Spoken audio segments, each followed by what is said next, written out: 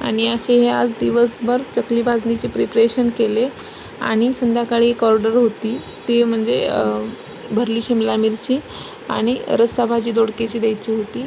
त्या दोन्ही ऑर्डर्स दिल्या. आणि तुम्हालाही कोणाला होममेड कुठलाही फराळ हवा असेल, लाडू, करंजी, चकली, नक्कीच ऑर्डर करा. आणि ऑल ओव्हर महाराष्ट्रामध्ये कुठेही आपली सर्वकडे सर्विस अवेलेबल आहे. थँक्यू.